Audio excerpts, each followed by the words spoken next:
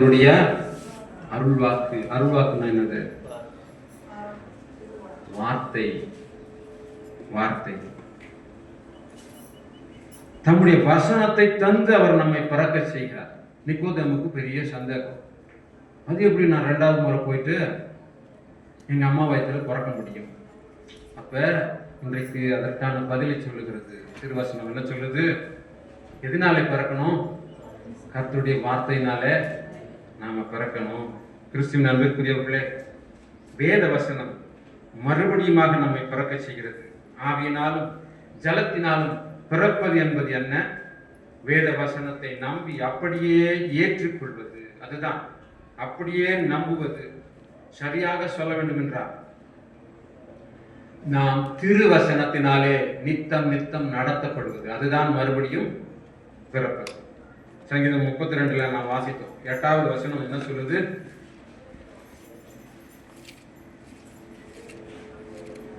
நான் உனக்கு போதித்து நீ நடக்க வேண்டிய வழியை உனக்கு காட்டுவேன். உன்மேல் என் கண்ணை வைத்து உனக்கு ஆலோசனை சொல்வேன். அன்பானவர்களே, தேவனுடைய வார்த்தை நம்மை நடத்துவதற்கு நாம என்ன கொடுக்கணும்?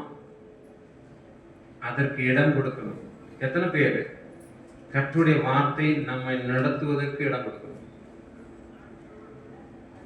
நாம் செய்கிற, நாம் பேசுகிற ஒவ்வொரு அசைவிலும் தேவனுடைய வார்த்தை நம்மை நடத்துகிறதா என்பதை நாம் நிதானித்து அறிந்து கொள்ள வேண்டியவர்களாக இருக்கிறோம்.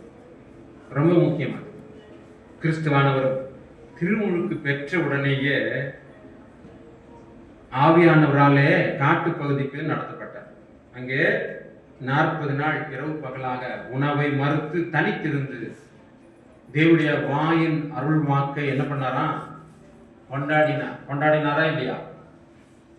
இந்த கல்லுகள் அப்பமாகும்படி செய்யும் அப்படின்னு சொல்லும் போது ஆமா நான் செய்வேன்னு சொல்லி செய்தாரா? இல்லை. என்ன சொன்னாரு?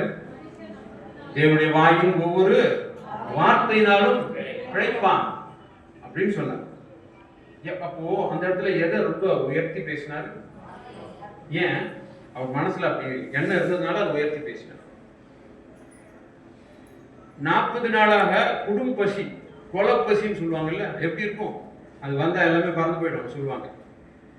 அந்த நேரத்துல எது மேல அப்படியே உசுரா இருக்கிறாரு? தேவனுடைய வாயின் வார்த்தையில அவ்வளவு நம்பிக்கையுள்ளவரா இருக்கிறார். அவ்வளவு உயர்வாக அதை மதிக்கிறார். பாருங்க, திருவார்த்தையால் வழிநடத்தப்படுவதை அவர் அந்த நேரத்திலும் கொண்டாடுகிறதை நாம் பார்க்கிறோம். என்ன சொல்லி கொண்டாடுகிறார்? ஒவ்வொரு முறையும் அந்த டெஸ்ட் வரும்போது அவர் என்ன சொல்றார்? இப்படி எழுதியிருக்கிறது, இப்படி எழுதியிருக்கிறது, இப்படி எழுதியிருக்கிறது. திரும்ப திரும்ப எதை எடுத்து சொல்றாரு? தேவனுடைய வார்த்தையை எடுத்து சொல்லி இப்படி எழுதியிருக்கிறது, எனவே நான் அது சொல்றது தான் செய்வேன் என்று சொல்லி வழி நடத்துதலை அவர் கொண்டாடுகின்றார். திருமுழுக்கு நமக்கு எதை குறிப்பிட்டு சொல்லுகிறது? திருவசனம் நம்மை நடத்துவதை குறிப்பிட்டு காண்பிக்கிறது. நான் திருமுழுக்கு எடுத்துக்கொண்டவன் தான். நான் கர்த்தருடைய வார்த்தை என்னை நடத்துகிறதா? இல்லை என்றால் நம்மை நாம் நிதானித்து அவருடைய வழி நடத்துதலுக்கு, அந்த வார்த்தையின் வழி நடத்துதலுக்கு நம்மை ஒப்பு கொடுக்க கடமைப்பட்டவர்களாக இருக்கிறோம். அப்பதான் மறுபடியும் பிறந்த அனுபவம் நமக்கு வாய்க்கும் பலிக்கும். இல்லாவிட்டால் அது வெறும் தண்ணீர் முழுக்கு. திருமறை வாசிக்கிறோமா? வாசிக்கிறேன். அது சொல்றது செய்யணுமா? அப்ப வாசிப்பினால என்ன பயன்? ஒண்ணுமே. அப்ப நான் அதை சொல்லுவதை நான் செய்கிற பொழுது அது என் வாழ்க்கையை மாற்றுகிறது. என் வாழ்க்கையை மாற்றுகிறது. நான் மறுபடியும் பிறந்த அனுபவத்தை பெறுகிறேன். நாளும் என்னுடைய உள்ளான மனுஷன் புது பிறப்பை பெற்றுக்கொண்டே இருக்கிறான். புது மனுஷனாய் மாறிக்கொண்டே இருக்கிறான்.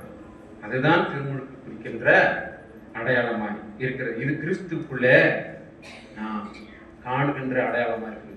திருவசனத்தை கொண்டாடுகின்ற, திருவசன வழி நடத்துதலை கொண்டாடுகின்ற ஒரு அடையாளத்தை நாம் இங்கே கிறிஸ்துவிலே காணுகிறோம். திருமுழுக்கு நமக்கு காண்பிக்கின்ற கிறிஸ்துவின் அடையாளம் என்ன? முதல்ல என்ன பார்த்தோம்? கிறிஸ்துவினுடைய கீழ்ப்படிதல். இரண்டாவதாக என்ன பார்த்தோம்? திருவசனத்தால் நடத்தப்படுதல். இந்த ரெண்டு அனுபவங்களை நாம் மறக்கவே கூடாது. இதை நாளும் நாளும் நாம் நினைவு கூர்ந்து அதை நாம் அபியாசிக்கிற பொழுது, பழகுகிற பொழுது நம்மில பெரிய மாற்றத்தை இவைகள் ஏற்படுத்தும். கர்த்தர் தாமே தம்முடைய பெரிதான இரக்கத்தினாலே நம் ஒவ்வொருவரை நிரப்பி ஆசீர்வதிப்பாராக. தலைகளை தாழ்த்துவோம். இரக்கமுள்ள ஆண்டவரே, உங்களுடைய திரு வார்த்தைக்கு முழுமையாக கீழ்ப்படிவது, உங்களுடைய திரு வார்த்தையினாலே அனுதினமும் நாங்கள் நடத்தப்படுவது, திருமுழுக்கு கொடுக்கிற மறுபிறப்பின் அடையாளத்தை நாங்கள் கண்டுகொள்ள உதவுகிறது என்று இதுவரை உங்களுடைய திருவார்த்தைகளை கொண்டு எங்களுக்கு கற்றுக் கொடுத்தீர். உங்களுடைய சத்திய வசனத்துக்காக நமக்கு நன்றிகளை படைக்கிறோம். நாங்கள் கேட்ட அந்த வார்த்தைகள் எங்களிலே பெருமளவிலே பழுகி பெருகி எங்களை இப்படிப்பட்ட மறுபிறப்பின் அனுபவத்துக்குள்ளாக கொண்டு செல்ல எங்களுக்கு உதவி செய்யும். இயேசுவின் ஈடு இணையற்ற திருப்பெயரின் வழியாக வேண்டிக் கொள்வோம் நல்ல பிதாவே. ஆமென்.